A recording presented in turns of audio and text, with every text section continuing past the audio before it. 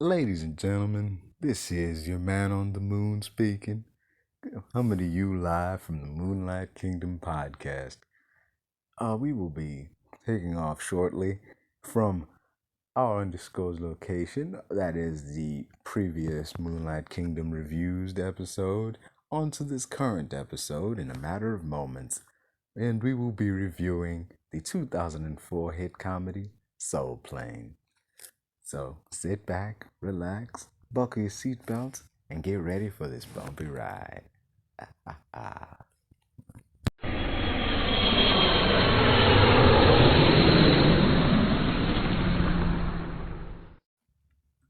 Ladies and gentlemen, this is your captain on the moon speaking. Before we begin on ascent, just wanted to give you a heads up on this film that will be reviewed and provide you some much needed background before we really delve into the nitty gritty of the film. Such as, this is a 2004 movie produced by David Scott Rubin, Jesse Terrero, who is also the director of it. It stars comedy heavyweights such as Tom Arnold, Kevin Hart, Method Man, Snoop Dogg, dlhughley, Terry Crews, and various others. Oh, let me just list them all out here while I'm out here anyway.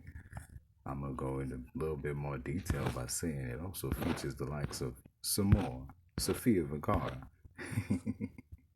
She's really funny. John Witherspoon, Missy Powell, and Lil Jon and the East Side Boys in a rather entertaining cameo role, Monique. And, well, if you want to know who else is in here, why don't you tune in and watch it, ladies and gentlemen? We're about to dive into it. But before we get into that, let's see how much this movie made. At a runtime of 86 minutes and releasing in May 28th of 2004, this movie, which had a box office budget of $16 million, came back with a total box office of $14.8 million. Oof, rough landing for this film. You'd think with such heavyweight talents as, well, at the time, not necessarily heavyweight as they are now, but with such hilarious comedic stylings of the likes of Kevin Hart, Hughley, Cruz, and Monique even, that this movie would gross just a little bit over its budget. But, you know, hey man, comes and goes. Its cult classic status is just as good these days. Well, not as it used to be, but it's good enough. Good enough for me. Certainly allowed me to enjoy seeing this. Anyway, that's all the background you can get, aside from the fact that the film, after its release all these years later, has a 4.5 out of 10 rating on IMDb, an 18% rating on Rotten Tomatoes, and a 4.1 out of 5 on Vudu. And 75% of users liked this film. Well, 75% of Google users, but, well, that's a solid medium of measurement if I've ever seen one. This movie was distributed by MGM and 20th Century Fox, now known as 20th Century Studios. And now, that's all the background you're going to get, ladies and gentlemen, because in reality, that's all there is. So, ladies and gentlemen, as we're reaching our cruising altitude, we can now begin the review of the 2004 airplane adjacent movie, Soul Plane. When you're sitting back looking at all the slapstick comedy movies that have come and gone, your Naked Guns, which is getting a remake, mind you, your scary movies with a gluttony of sequels, and you just kick back and you wonder to yourself, how come there was never an airplane remake? How come no one ever did that? Heck, they remade Planes, Trains, and Automobiles. They just called it Due Date. Well, the reason that movie, the remake of Airplane, never happened is because it kind of already did happen.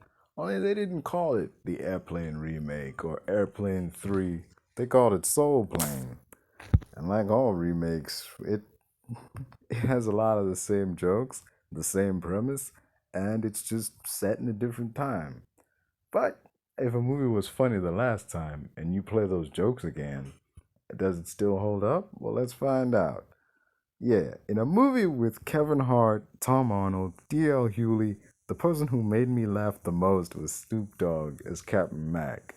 Just, I don't know, man. The movie's first, a down that this movie has right out of the gate is that a lot of its best jokes happen within the first hour, and then it just coasts from there, man. Like it flatlines from there. But yeah, the premise of this film is this: Kevin Hart sued an airline for a bunch of money after his dog died, and he got stuck in the toilet seat. And he won the lawsuit. With this money, he went on to make his own airlines, the Titular Soul plane, and his NWA Airlines, Nashawn Wade Airlines, not the other NWA rap group. Though that would have been interesting if he could get at least one of those dudes in there somewhere. Question is, where would he go? What would he do? What would you have Ice Cube do in this movie? I mean, you got Snoop Dogg, you got Lil Jon and the East Side Boys, the Yin Yang Twins. I mean, it's like I don't think this movie could fit anyone else in here. But still, would have been nice. Moving on. On board, there's a who's who of black actors. Snoop Dogg, as aforementioned, Lil Jon, Monique, Method Man, and some more. Fitting that some more is the last person I mentioned because it's all these people and then some. Does everybody who has a line in this movie is somebody or was somebody from way back when? Yeah. Every airplane movie cliche is in here, and much like Airplane, it's used to comedic effect. Not somehow not the same comedic effect. It's a different kind of comedic effect. I thought it was funny, a different kind of funny. Like is if I had to describe this movie, I had to summarize what it's snakes on a plane minus the snakes. Let me just say that it's snakes on a plane but without the snakes. Yeah. So yeah, there's a bunch of stereotypes and cliches in here, like the couple who want to become members of the Mile High Club, the family going on vacation, the dad who are like, oh, my daughter was just a little kid just yesterday, now she's all grown up. And there's a new one here, the white kid who just immediately takes to black culture and starts wearing urban clothes, using slang, and listening to rap music after like one day. So I don't know if this is a bad word, a banned word or not, or a demonetized word or whatever, but he's a wigger. He goes from a regular white guy in a suit and a vest to a straight up wigger in, oh, 5 minutes. Yeah, the movie has a couple jokes with him, but then he just, this is a repeating theme of the movie. Like, it'll introduce a joke, it'll say a joke later in the movie, and then poof, the joke will vanish with no payoff. The dude just becomes a wigger and stays one throughout the end of the film. One of the dude's problems is like, oh, my son is nothing like me anymore. And I guess he just got over that. Tom Arnold's character just got over that. But hey, moving on. This is going everywhere. The pilot getting taken out and they need to find someone who can fly. Another classic airplane movie cliche. Airport security doing unnecessary cavity check, abusing their power. The one Middle Eastern passenger on the plane that everyone is suspicious of. This is not funny. I mean, it had some. It had some. You could use this as light humor back when the first two airplane movies came out, but Soul Plane coming out just 3 years after 9/11. This is not funny. It doesn't even go anywhere. A Middle Eastern man gets on board. Everybody stops and looks at him as he's coming on, like, what the hell? And they get to the middle class, like, whoa, like, what? It's like, who the hell? And he just sits down and turns to reveal that's a Middle Eastern guy. And the moment he sits down, the two, metal detector chicks, who really shouldn't be here, the two security guards who are working the metal detectors at the airports shouldn't be on the plane. This is full of like stewardesses and an air marshal. An air marshal should be looking into this dude, not to security guards with wands that go. Those people are annoying. I'm sorry, those people with the wands, they're annoying as hell. Like they have nothing better to do, so they just mess with you and they pull out their little wand. I mean, it's infuriating. But yeah, if you've ever been through an airport, you know what I'm talking about. This guy, funny enough, this Middle Eastern man is played by one of the Ten Rings in 2008's Iron Man. He was the guy with the beard. That doesn't narrow it down, I know, but like he's the main guy with the beard. Just Yeah, yeah. You know him. He's the guy who gets RoboCopped through a wall, and then Tony ditches him to like the people he was oppressing, and he's like, "He's all yours." Maybe this movie was a prequel to those events. Maybe after having such a horrendous flight experience, he decided, "Forget the U.S. I'm going back home. I'm gonna join that Ten Rings organization I keep hearing about. At least they'll treat me with some respect around here. And I don't have to worry about crashing into the mountain or something. I'll be living in the damn mountains." Yeah. The only thing missing in this damn movie and list of cliches is a sudden bomb out of nowhere. That's the only thing missing. A bomb that they need to get rid of somehow. That's the only thing that's missing, and this would straight up be a riff on Airplane. Yeah, but I guess they left that out because that would be way too many subplots to keep track of. There's two scenes in this movie where the movie actively leans into its like campy nature, not campiness, but like the slapstick nature of it all. So it's when the engineer calls for the cockpit, and the co-pilot is named Gaiman, and the way he says it, it sounds like he calls for all the gay men. He says like, "Man, I gotta, what do you say? Drain the worm or something." Like a gay man come out to the cockpit, "Man, I gotta drain the worm," and the one gay steward hears it, and he goes running for the cockpit. But behind him, all the other gay people on the plane, the drag queens, the everybody just starts running into the same direction because, well, they heard it too. And the song Macho Macho Man is playing in the background. It's funny because behind all of them is a bunch of priests running with Bibles. And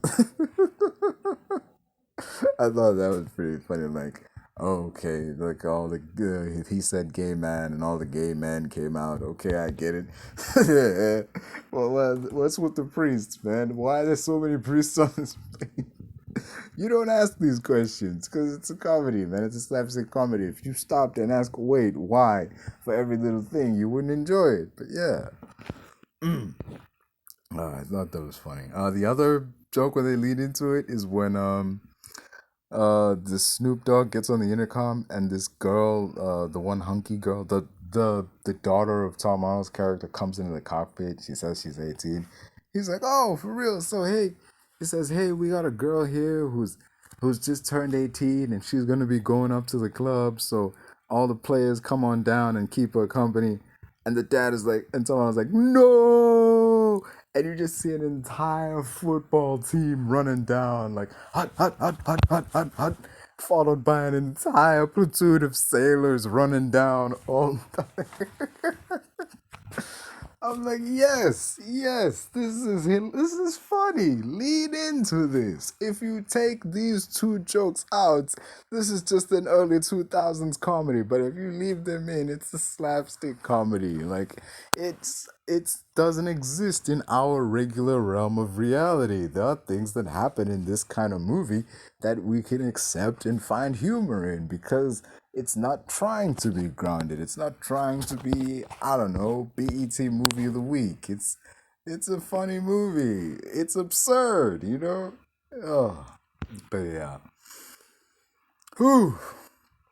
Anyway, it's not all laughs and humor. There are some jokes here that overstay their welcome. Like, oh, when John Witherspoon in this movie playing a blind pimp, like when he first shows up and he sits down in first class, he's really funny. Yeah, like he's walking around, he's blind, he's feeling up all the women that he's coming across.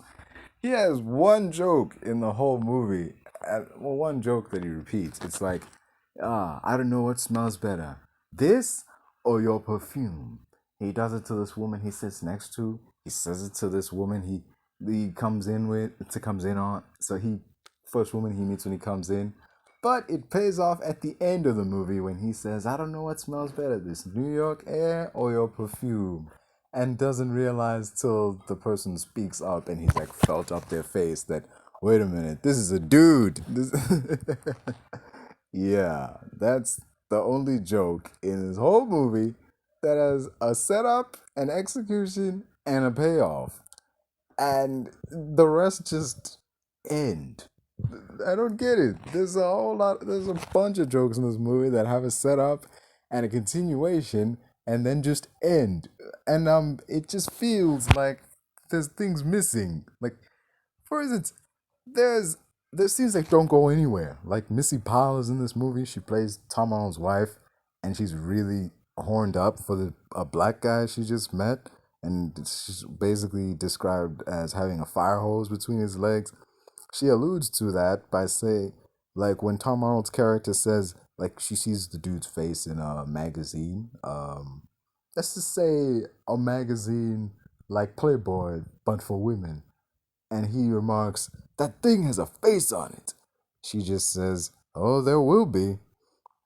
And that's that. So, yeah, it alludes that she's suddenly all in on black people when earlier in the movie, yeah, there was the setup earlier in the movie where she was sitting with, like, in with amongst black people in Terminal X, Terminal Malcolm X, and she was really uncomfortable just being around them. Yet later in the movie, she sees this dude, and now she's just all in, set up, execution, but no payoff. The closest payoff we get is a one piece of dialogue at the end of the movie where Kevin Hart is talking to Tom Arnold's character, and they're like, "Well, man, you lost her if she went with that guy. Like, have you tried talking to her about it?" And the closest we get to resolution for her character is Tom Arnold saying, "I can't. She got vocal damage." Like, okay, we know what happened here. We can put two and two together. Last thing she said was, "Oh, that thing has a face on it." Oh, there will be. And the next time we hear about her, like, "Oh, she can't talk. She got vocal damage." Like, okay, we don't need to go further than that. But just it felt like there were scenes missing. Where's all the payoff to these jokes? And you'd be right if you thought, wait a minute, it feels like stuff is missing here. Jokes go nowhere. Characters just vanish. And it's because there's an unrated cut of this movie. What happened? Hold up. Yes, there is in fact an unrated cut of this film. An unrated cut happens when, say for instance, you make a movie, you go into pre, during, and post production, and it's all finished, and you submit it to the MPAA for a rating. That is your unrated cut of the movie. It's unedited, it's unchanged. Everything you wanted in the movie is in the movie, and the MPAA give you a heads up that this is the rating we're going to give the movie if this is what you're submitting. And if that's not a rating you're comfortable with, you cut things, you trim things down, you sometimes, in rare cases, reshoot things to get a more suitable rating. And then you release that edited film because the MPA accepts it, gives it a rating, and that's the one that winds up in movies. Few times there will be a DVD version, and once the movie comes out on DVD, they'll release the theatrical cut, but they'll also release the unrated cut along with it. Say, oh, it has all these extra scenes, bonus features. It's longer. It's got better jokes and everything, and that's kind of what happened here. More often than not, sometimes, very few times, the unrated cut is the director's raw, unfiltered vision, and there are those cases where it's better than the movie that was initially made to be seen in cinemas, and there are other times where it's worse. Like, oh, I don't know, I love Zack Snyder, but I don't need the unrated cut of Watchmen. Watchmen, as it stands, is a solid movie, and let's be real, it's long enough. And I don't need to see Tales of the Black Freighter. I don't need to see that the two guys working at the newsstand who've been going to the same newsstand for years just realize that they have the same name. Ooh, that's where that shit came from. Okay, that answers that epic mistake. But yeah, I don't need all that. I just need the theatrical cut, Rorschach, Ozymandias, the bomb, and if you thought I would, if did you really think I would have let you come in here if there was a chance you could have stopped me? Like, I already did it, man. Oh, I just need that. I don't need the extra stuff of the old guy imagining he's punching out people from back in the day. In reality, he's getting beat up. I don't need all that. I just need the movie that was in the theaters, which was solid. All right, let's go for it. It's not every movie needs an unrated cut. Not every movie needs a director's cut. But some studios feel that they do, and some studios will hack a movie to pieces just to release that director's cut, that unrated cut, or whatever.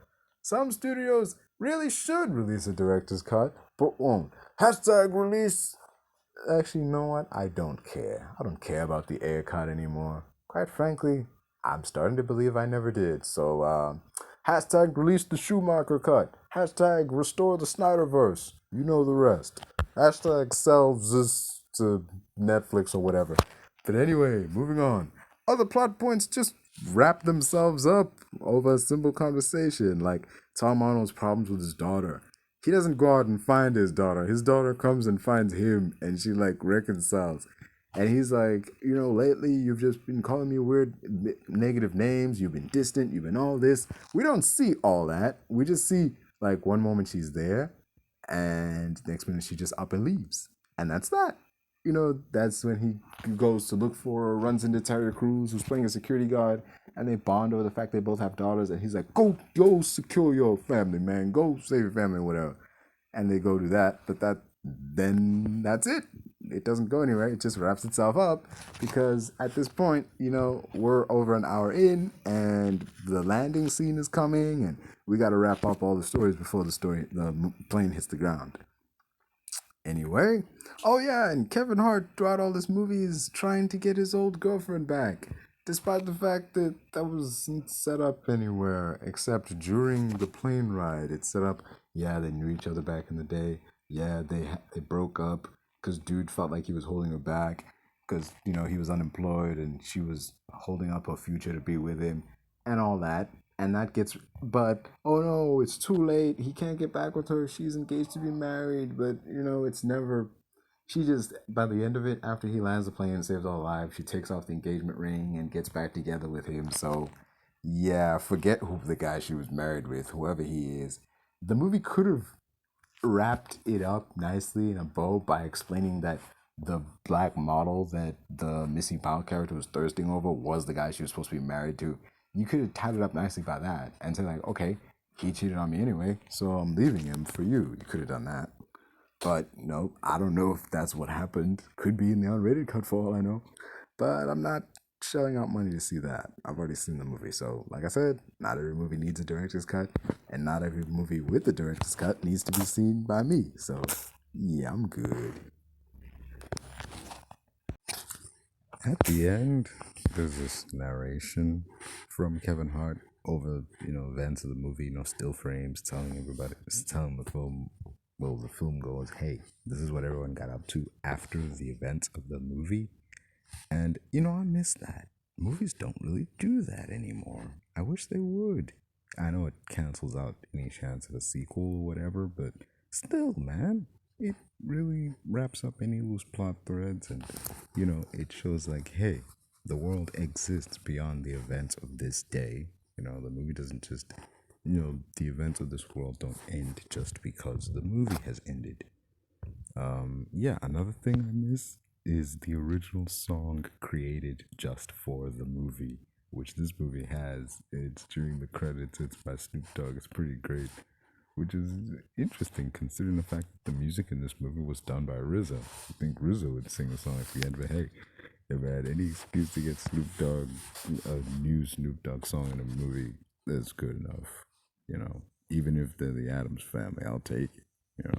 I'm not gonna watch that new Adams Family movie just to get the Snoop Dogg song, but still, it's always good. Overall, the movie has an exceptional takeoff, but it evens out, and once it hits the cruising altitude of the 1 hour mark, it felt like scenes were missing, and the third act has a little tension. The normally when a plane is in crisis, the biggest tension comes when they have to land it. We know they're gonna make it, but it's just there's no tension. We know there's just no tension. Like, oh no, they might not make it because of whatever reason, or they might hit something on the way down. No, there's really none of that. They just land and they're good. They land in Central Park, which is logistically impossible. With a plane that big, going that fast, there is not enough room in Central Park for you to land safely and not hit a tree or a person or a lamppost or something. It's just not. That just wouldn't happen.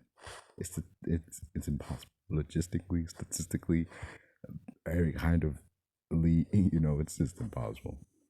Overall, this movie gets in my humble opinion, an 8 out of 10 speeding rims. Would have been a 10, but those last two got stolen in Central Park. Yeah, along with any hopes for a sequel. So, yeah, that's my opinion of that is my honest thoughts of the 2004 comedy Soul Plane. This has been Moonlight Kingdom Reviews. I've been your man on the moon. We hope you enjoyed your flight. Hope to see you again right here on Moonlight Kingdom Reviews. Peace out, y'all. Oh, also, just to show you the absurdity of it all, there was no way dude was gonna run this flight on a regular basis. This tricked out plane and everything with his measly 100 million. Granted, $100 million payout is not measly, but if you're running an airline, it's a lot. There's even a joke. I did the research. There was a joke that said, if you can afford a Boeing 747, then the cost of running it is chump change. Like the overhead is the cost of running it is chump change. If you have that kind of money to buy the plane, then surely maintaining it is that money is nothing compared to the cost of the plane. If you can't if you're struggling to afford to get the plane, you are not gonna afford keeping it. So yeah, I did the math. That turns out a Boeing 747 in the 90s cost about 58.8 million. Okay, a customized rims on a vehicle can cost up to $1,000 each. 10 rims total would be 10,000, and each plane tire on its own is worth 5,000. So 10 tires, 50,000 total. Now, the landing gear is $40,000. The fuel tank, fully fueled for a plane this size, is $450,000. Operational cost, $23,000 an hour. And flying from Los Angeles to New York takes 6 hours. So total, it would be $138,000. Which means, ladies and gentlemen, the of this man's $100 million, how much of it was spent on this plane? This one day of flight, mind you. How much did this overall flight cost this man from his $100 million payout? It would have cost a staggering $59,688,000. Even if everything had gone smoothly, he'd have only been able to afford to have one flight there and maybe one flight back if he tabulated in everybody's, well, the ticket prices and everything. So yeah, that's not even, I haven't even factored in like how much it would cost to get all that, equipment that's just a, keep in mind, that's just a regular plane. That's the price of a regular 747. I haven't factored in the hydraulics, the custom paint job, the lounge, that nightclub he had constructed in there. I haven't factored in all that. This is just the cost of what a regular plane would cost if it, you know, ran into these conventions. I hadn't cost that at all. But yeah, so this movie is only a one-off. It makes sense. It makes sense that this movie would be a one-off. Kevin Hart's character only has enough money for one trip, one big flight from LA to New York, and after losing his two wheels, no, two front wheels, that plane's not going anywhere. So, well, that's that. Because the best thing his character could have hoped for in that situation is to have that one flight be a successful flight, sell the airline, and then use the money to do something a little bit more constructive. Oh yeah, in the narration it said that he opened the first ever strip club in the sky, but you need a plane for that. So, uh, oh, well, in the interest of headcanon, I'll just assume it was a strip club on the ground in an airplane somewhere in Central Park. Yeah, that makes more sense. And it, well, easier to pull off than, oh yeah, I have this huge plane that is also functions as a strip club. So, but yeah, pretty sure FAA wouldn't allow that. But hey, you know, they allowed a Boeing 747 to have hydraulics. Anything is possible in this world. As always, ladies and gentlemen, don't forget to like, share, and subscribe. Leave your folding trays in an upright position. Don't forget to tip your waitresses. And, we thank you for flying Moonlight Kingdom Reviews. Peace. I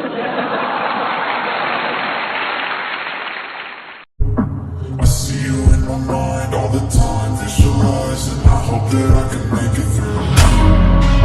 I gotta fall